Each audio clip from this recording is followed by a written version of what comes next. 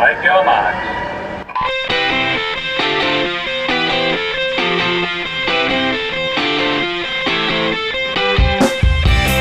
You're listening to the Pullbuoy podcast, 20 at 20.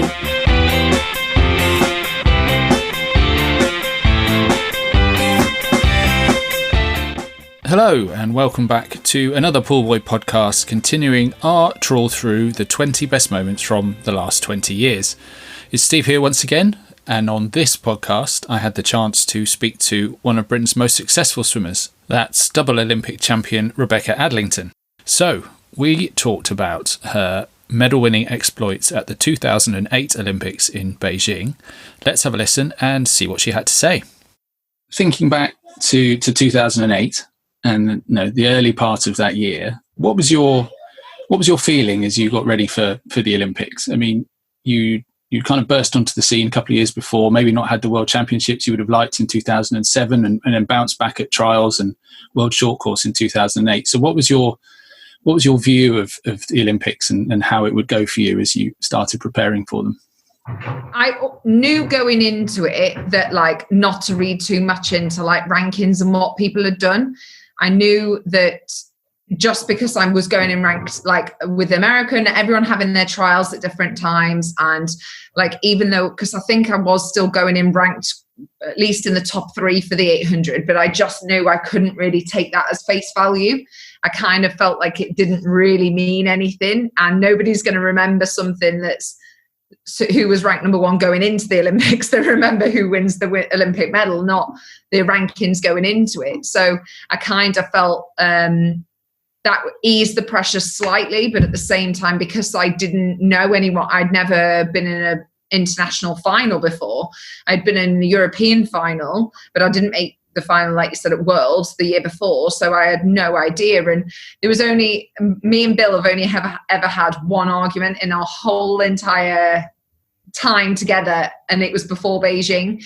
We went to that Rome Seven Hills meet, and everyone was swimming so fast. The whole British team went that were going to the Olympics, and everyone was flying, and I was pretty much one of the few that swam absolutely crap. And I just remember getting out going, what am I doing wrong? What is going on? Why am I swimming so bad? And yet everyone's looking at me. Everyone's going, well, she's had an amazing trials and she had a great short course. What's going on? And it was I just felt I'd never really talked to Bill about the Olympics before. I never really talked to him or opened up to him what it meant to me and what we both thought was going to happen. And it took that kind of argument and took that frustration of me not knowing how to communicate that for him to say, Beck, what's going on? And it was the first time I ever said to him, I don't know how I'm meant to be feeling. I've made the Olympics, which is great, but now what? How do I process this? I've never been in this situation before. And that's when Bill really sat down and talked to me about everything, told me kind of look, this doesn't matter and this will happen at the Olympics, and expect these things and expect the unexpected, and really just told me about it, to be honest, and said I'm here to share that pressure with you. We're both in this together. You're not swimming well because I've not prepared you to swim well. I've prepared you to train hard right now. That's why you're racing dog crap here. And I was like, oh, okay, thanks. Good to know. He'd never really told me that to not expect to swim well. He was not going to say to his swimmer, you're going to swim crappy, because that's there's no mental point of doing that. But that's actually, he hadn't focused my training around swimming fast then. So I was very grateful that we had that conversation, and it lifted a lot of my pressure, a lot of my expectations. And that's when we first sat down and said, right, well, my target is to make the final for the 400, and my target is a possible bronze medal in the 800. That's where that kind of was born, from dealing with that bit of animosity and that bit of frustration and that bit of tension. So the outcome was very good, to say the least. So then it was good. And I think my preparation for Beijing before that, so much hard work was done. It was just in the final taper stages. I really struggled when I got to Japan to sleep. I really struggled with the jet lag. I don't travel very well, so I really struggled in Japan. And from not having sleep, that's when I got a chest infection, and the doctor put me on antibiotics. And that's when everyone then started getting a bit nervous. That's when everyone was I remember Patrick Miley, because Bill and Patrick Miley were sharing And he kept saying to Bill, he was like, you need to make sure Rebecca doesn't do this, and you need to make sure this, and you need to do this. And Bill was like, Patrick, Rebecca's fine. Let her rest and let her get over this. Like, her body will get there. Just let the antibiotics do the job. And Patrick was stressing and Bill was just really calm. And I think inside of him, he thought, oh, fuck's sake, as if she's got a chest infection now, like literally now. And the course of antibiotics finishes the day before the 400. But you just can't control those things. And I'd done the hard work. I did rest. I did everything possible. And Bill just trusted in that. And we had to just trust in that it would be okay. So you went from holding camp in Japan into Beijing. What do you remember about the pool the first time you went there? First time you swam there? You know, the big water cube with the fantastic sort of facade. It's the very first time I've ever been blown away by a facility. Like, I'd never been to that before. Like, I thought the stadium in Australia, so for Melbourne Worlds, was amazing. It was. And obviously the Budapest pool's really lovely, but Beijing was just unlike anything I'd ever seen. And I remember walking in and I just got instant butterflies and I just couldn't believe it. I looked up at the stands because there was obviously no one in them when we went in it. I just was like, how many seats is that? Like, I literally just couldn't see that. It was like seats. And I was just like blown away. I just thought, this is the most incredible thing I've ever seen. And it was the first time I got that buzz of, okay, this is different. Like, I didn't know what to expect of the Olympics, but that moment of walking into the pool made me realize, okay, this is what an Olympics is. This is the difference. This is kind of taking it up a notch and that upper gear. And it was just the pool and seeing every different athletes. I felt like I didn't probably say a word for 2 days because I was just looking and taking everything in and just like going, like, everything around you when you go into the village and the pool and everything like that, because you're just trying to absorb everything possible.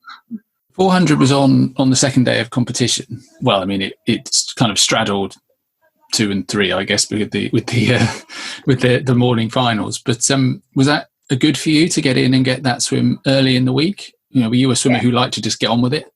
Yeah. I really, really struggled as an athlete when the 4 and 8 were really close.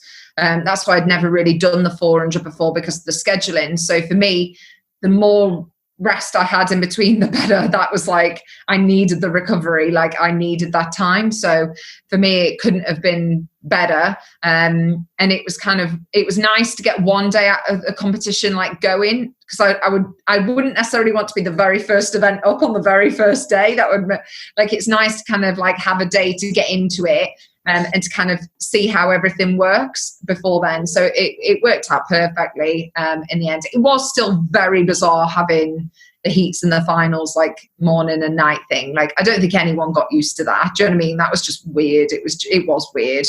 We're allowed to say it. It's weird.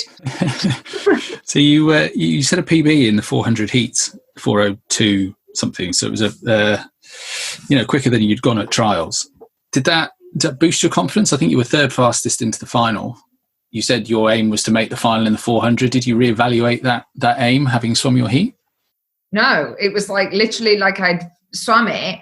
I felt really good and obviously was really pleased. And it was just a nice then that it took the pressure off. Bill was like, you can now go and enjoy the final and what will happen. And it wasn't a case of let's now strive for a medal. Like, Bill didn't even mention that to me. Whether he thought that, I don't know. It was very different. But I certainly never thought I could get a medal in it. I just thought, brilliant, I've made the final. Let's see what can happen.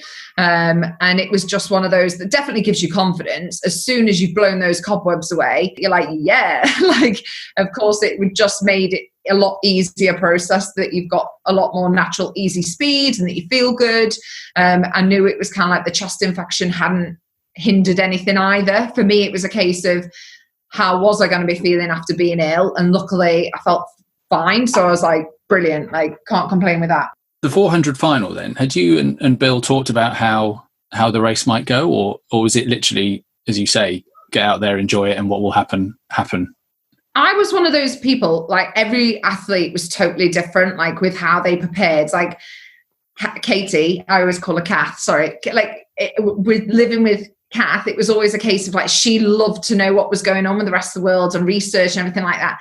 I never did that, really. Unless something was like major news, I didn't really look into it. So I didn't know a massive amount about the athletes in the final with me. Obviously, I knew about Joe. obviously, with racing her.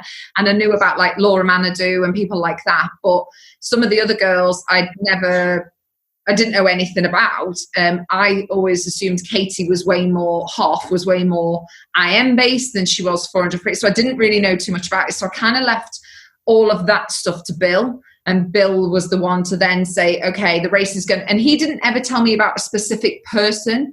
He just warned me. He was like, look, they're going to take the race out fast, early doors. They're going to go for it. They're going to fly off the mark. And he more just talked me through that side rather than a specific person, because he had done all the research, not me. So I kind of think with the fact that I was like that, I think helped me, because I wasn't then worried about one specific person. I then got to just swim my own race, and I found it I just felt awful that morning. Like I just felt crap. I just couldn't wake up. Even in the warm-up, I was miles off my pace in the warm-up. Like I normally do 400s descend, and then I do 450s pace in my warm-up every time. And I was just way off pace. Like I was just so slow. I just felt really lethargic. I just couldn't wake up, basically. And I was really nervous. Like I remember being so nervous. Like I felt like I was going to throw up. Like I almost like had to really rein in my nerves, because I was just felt like I was going to pass out. I felt like I couldn't really eat anything. I was just so nervous. So trying to control that. But Bill told me and warned me that the race was going to go out hard, and I just couldn't do anything about it. I dived in and I just didn't have that easy speed. But actually, with not having that easy speed helped me, because I was able to save more in the tank for the second half. Even though I didn't tactically mean to do that, that's the way it ended up being, because I just couldn't wake up. And it took me a little bit, I think, being more of a distance swimmer. Like Jo was more suited to the 2 and the 4. So for her, it suited her going out a little bit smoother. Whereas for me, I think it suited me that I was one of the few girls that did the 4 and the 8 and was more the distance side to be able to come back so strong. So I think I think a massive part of it was being next to Jo. Like me and Jo helped each other so much when we raced, and it was so much like we supported one another. We felt each other's security nets almost. It wasn't like this really intense rivalry. I always wanted to see Jo on the block, and I think that really helped us not get too overwhelmed when we were in the call room. I think because I was so nervous, and then as soon as I got to the call room and I was sat next to Jo, she calmed me, because I was like, okay, this is usual. This doesn't make it feel like we're at the Olympics, because I'm just next to my best mate. So I think she really calmed me at that point. So, you said that the race would go out fast. I mean, Laura Manadou over in one of the outside lanes did go off fast, but the reality is that the rest of the field kind of stayed together for maybe 250 metres. Were you aware how close the race was while you were swimming? I mean, you can see people either side and stuff like that. I think for that pacing, like I knew I was struggling with that pace. And I think you've got to tell yourself in your head, okay, I can't go any faster, so I hope they don't pick it up, but I know I can pick it up at the end. So I think you've just got to hope to God nobody goes off too fast, like early, as in like on 300 or whatever. It started to split about 300, I think, with Katie, because Katie was quite far ahead towards the last 100 metres. And obviously Laura started to die, bless her. She ran out of energy. But it was one of those that I don't think any of us expected it to be slower. I don't think people realised the morning element, and that it was going to be a lot slower than, I think it was a full second in the end, slower than what I don't know, I can't remember exactly, but it was, I swam the heat much quicker than I did the final. Because I think I don't think it was just me that felt sluggish in the morning. I think probably some of the other girls found that effect as well. Never spoken to any of them about it, but I imagine they all kind of felt the effects of swimming a morning final. I mean, you mentioned Katie Hoff. She really put a big spurt in, if you like, and she had a couple of metres on the field. Off the 300 metre wall. I mean, she was not clear water maybe, but she was certainly leading. You've already said that you knew you could bring it back hard. Could you see where Katie was? And was it just a case of, well, I've just got to swim as fast as I can down this 100 and what will happen happens? all I saw was her feet. And I just thought to myself, right, ignore Kate. Like, Katie's gone. Like, I knew Katie was gone.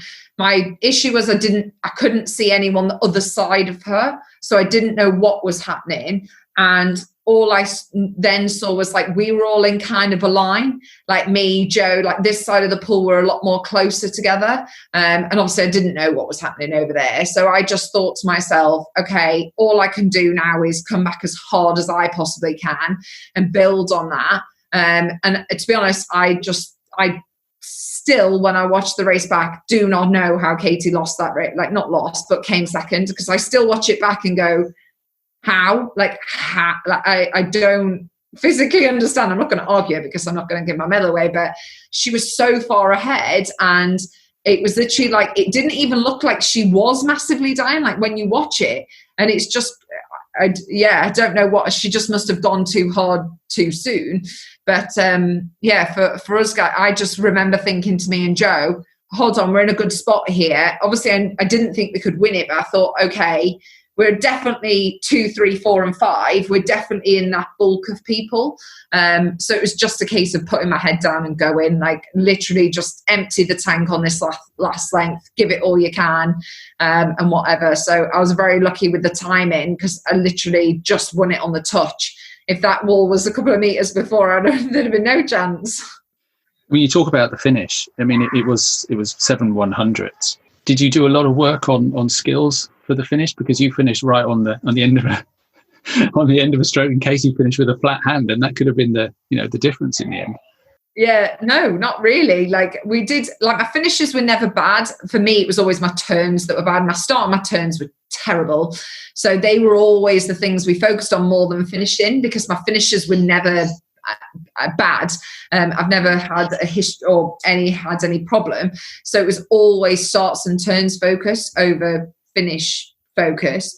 But it was just, she just, like you said, just timing, and just, I knew my stroke rate, I knew my stroke count, and I knew that I could get there with the right stroking. So it was just ideal. And obviously she just went, maybe it's because she was just struggling. She just didn't get it right. It's hard. I feel like it's sometimes on front crawl, it's one of the easiest strokes to get right. It's not like butterfly or breaststroke where you have to get the time. Like, do you know what I mean? The timing's so crucial on butterfly and breaststroke, whereas front crawl, I think you can slightly get away with it a little bit more.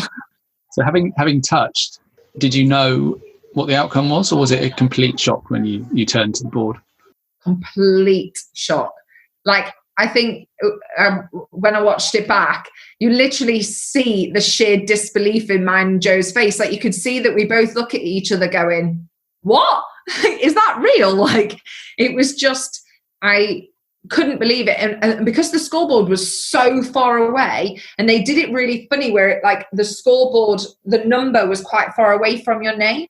So I was like, is that next to my name? Like, it was like, it took a moment to like really digest it, and it took a breath. And then I can just remember me and Joe, and like, I just grabbed Joe because I was just like, I couldn't believe it. Like, I was in sheer disbelief what had just happened, but so pleased because not only did I get a medal, but my best mate got a medal as well. And both of us were just like, oh my God. It was just the whole way round media interviews, and the whole way in the waiting room to go on the podium, we just kept looking at each other going, like, we just kept shaking our heads and laughing because neither one of us could still believe it. Like, even though we had done all the interviews, we were waiting for our medals, both of us just like, we just, oh my God, like, that was amazing. Like, we just couldn't digest it. It was just a lovely moment to be there with each other.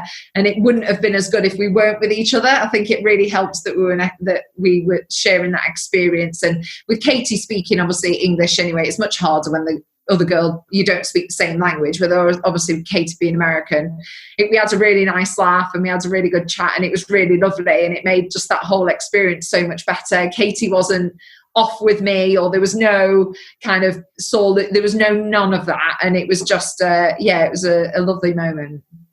So what do you recall about the presentation itself? I mean, the moment when you got to stand up on the top of the podium and someone hands you an Olympic gold medal. It was weird because My mum and dad were always there, yet my mum and dad weren't there for the 400. So it was a very bizarre thing because I'm always just normally looking for my mum and dad and just focused on my mum and dad. So it's like really the first time I had ever not seen my mum and dad and just able to look at my teammates and the crowd and like really focus it all in. And obviously I got to see Joe and Katie get theirs first. And then hearing my name, it was just like, oh my God, I never thought it was going to ever happen. I thought winning a gold medal at the Olympics was like winning the lottery. I never thought it would happen, especially to me, like a girl from Mansfield. Like, what? Like, I just never thought it was possible. And I just remember looking over at all my teammates and Bill just going crazy. And all of them then started singing the national anthem. Like, me and Joe just looked at each other and like, I felt so emotional, but I felt so happy that like it wasn't like tears emotion. It was just, I couldn't stop laughing hearing the terrible singing that was going on in the crowds from our teammates, because they were just belting it out, and the singing of them, I was just like, oh my God, this is hilarious. And just having that moment was just absolutely incredible. Like, it was just, yeah, never expected to hear the national anthem. You never expect to see 2 GB flags go up as well.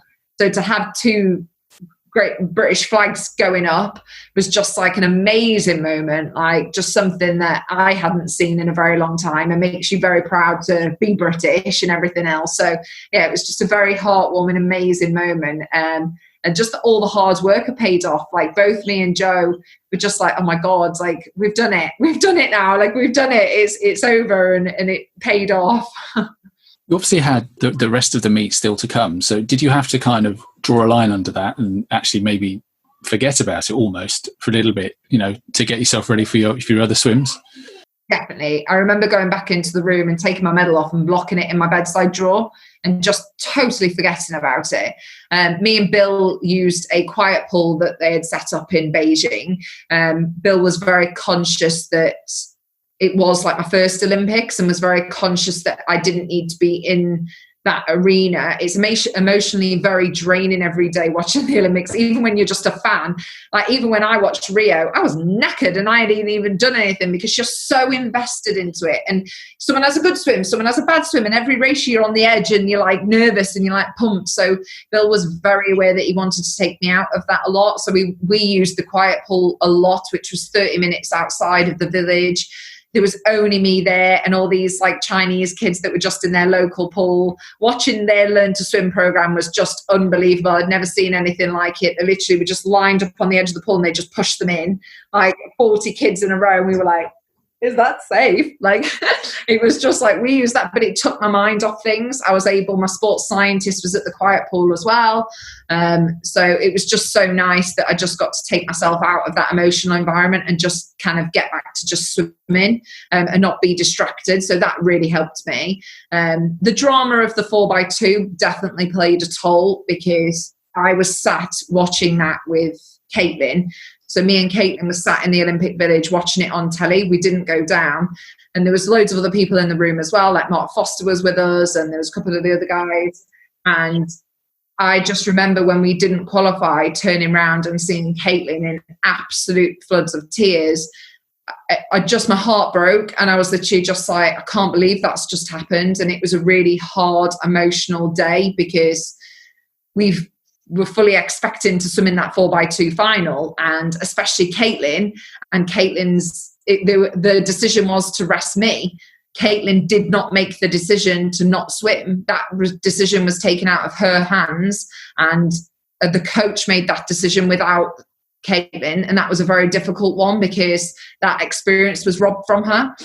So it was really hard as a friend and somebody that, when you gear up to doing a 4x2 final, and all my training was focused around this 4x2.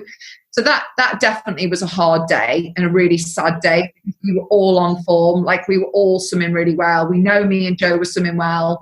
The other girls were swimming really well. So that was tough. That was a definitely tough day. But again, after that day, I had to put it aside.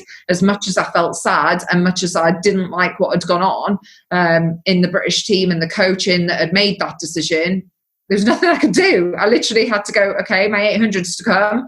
I've now got to focus on this and put it to the side. And that's exactly what I did. Just swam the heat and then was able to get a full day of rest and just focus back on what was happening and just chilling out, trying to recover as much as I can. So you swam a PB in the heat, 8:18, and you qualified fastest. And you'd said leading in, the aim was you were going to try and battle and maybe get a bronze medal. And, you won the 400. You knew you were in good form. Did you kind of reevaluate your goals before that final? No, because I knew people like Lottie were coming into this, like the girls that I hadn't seen race yet, that didn't necessarily were suited for the 4, like Lottie Freestyle. She was always predominantly 800. That was her event. The Italian girl, I can't remember her first name, her last name was Filippi. Alessia Filippi. Thank you. She, again, predominantly, she was always a great 800 swimmer. She came back so strong. She was way more suited to the 8, so I knew that it was going to be a different kettle of fish. It didn't matter that I had won the 4. These were different girls, and it was going to be a different thing. It was a massive shock that Kate Ziegler and Laura Manadou, because they were the 2 that had the big battle at the Worlds the year ahead. And they were always the 2 that were spoken about for breaking the world record. It was either going to be Kate or Laura that was going to break that world record. So to not have them there was a huge shock, huge. I remember Bill saying to me after the heat, I came out and he went, "Oh, you should look at that world record for tomorrow." Or he said something about the world record. And I just turned around to him and was like, "Bill, I'm not even thinking that. Do not even mention that." I think I just didn't need any extra pressure at that point, and I hadn't thought about it. The world record to me was never entertained. My PB was so far off it. I was just like, what is the point? And it's not like I was 0.2 off it. Do you know what I mean? It was a big chunk off it and I know that I swam slower in the final of the 4 than I did. So I thought, again, the same thing would happen. I thought I'd probably swim slower in the 800 final to the heat. So again, I just didn't see the need to entertain it. And it was just one of those that I knew it was going to be a completely different race. And I also knew that the girls came back very strong in that race. I knew that they were back end swimmers. So I really had to kind of be on my top form to get anywhere near them. You say you knew that they were all back end swimmers, but actually you went out quite fast in that final.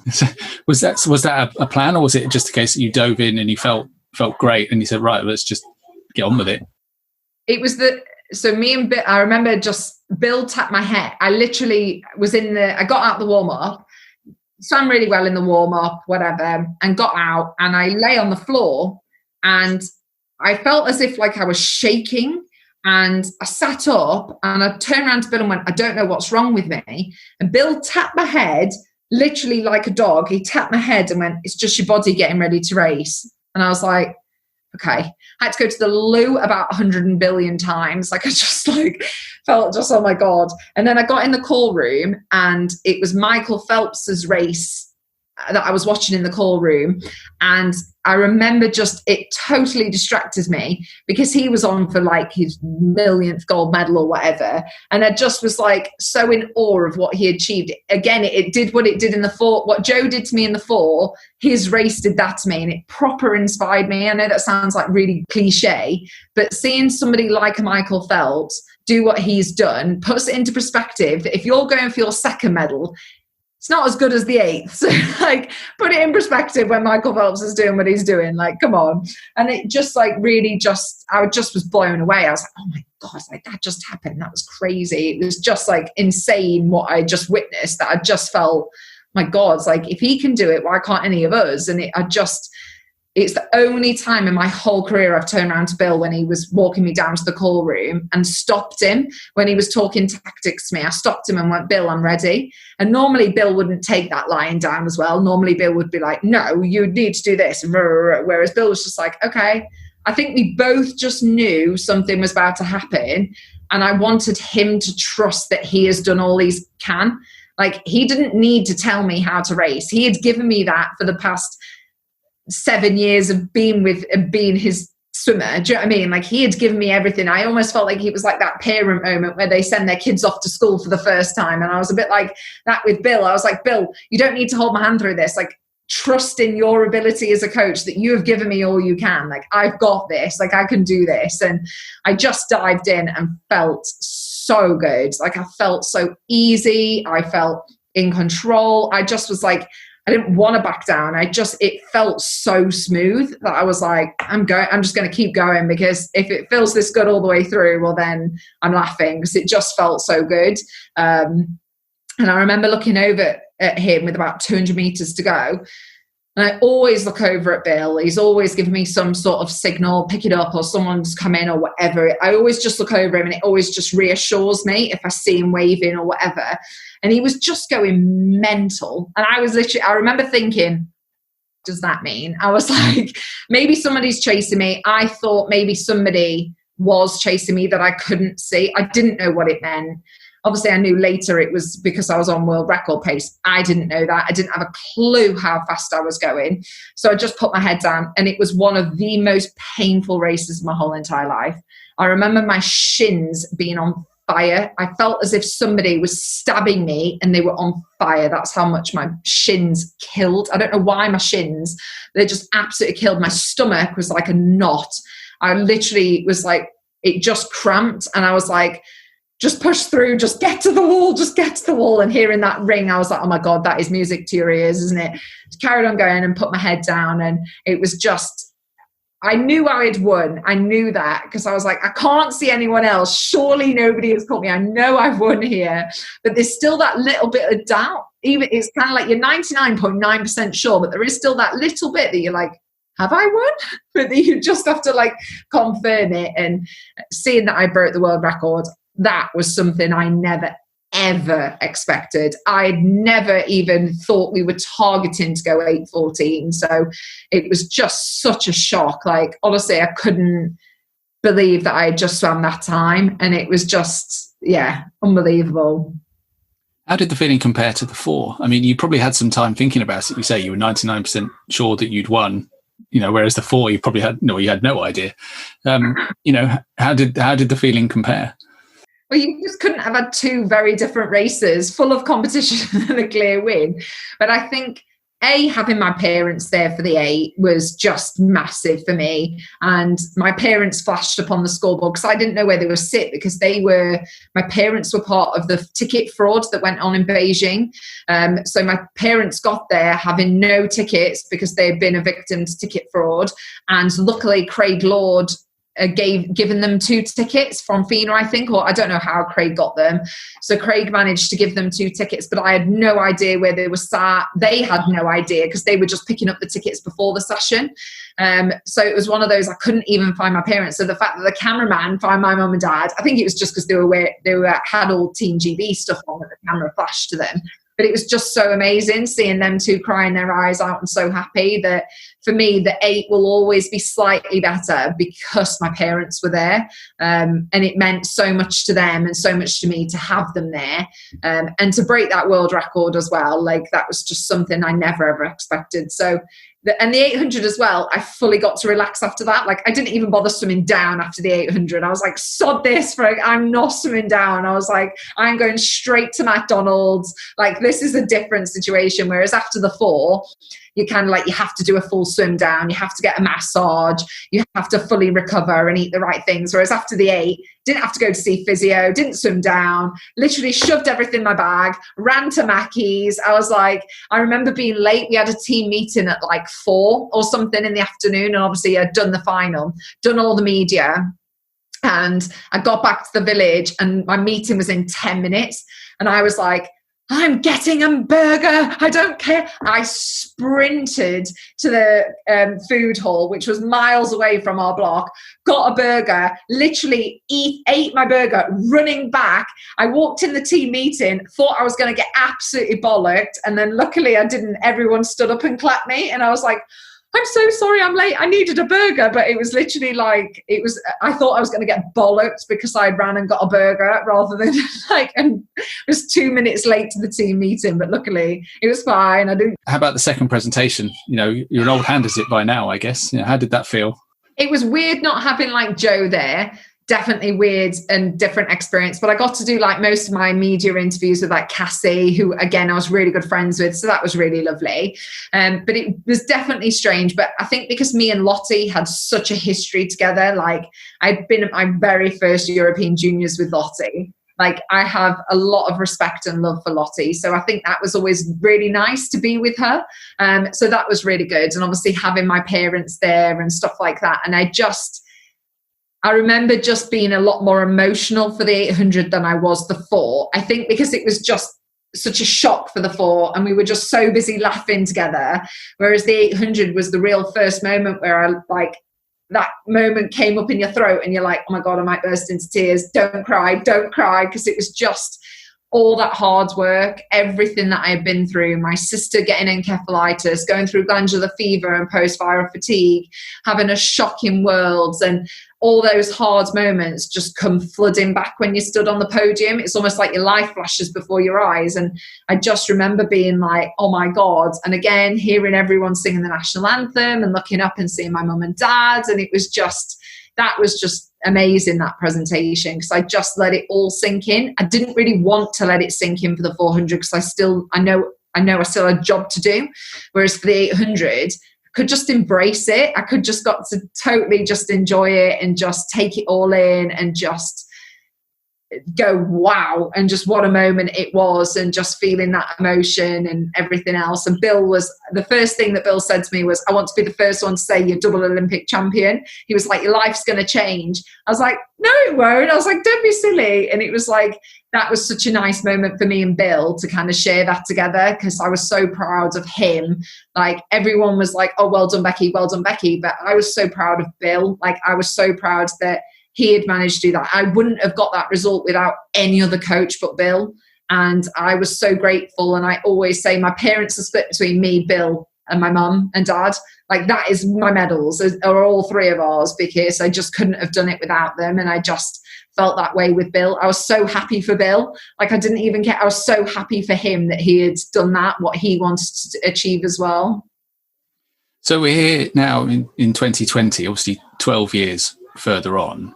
I mean, you said there that Bill said it's going to change your life. Well, I mean, we know clearly it did completely change your life. No, that 1 week. How do you look back on that period, that 1 week of your life now? You know, what's your abiding feeling about it? Whirlwind, absolute whirlwind. From the minute I won my 2nd gold medal and up until we landed back in the UK, I can't remember eating, sleeping. I can't remember doing it. Like I can remember snippets, but it was such a whirl. I was being dragged left, right, and center.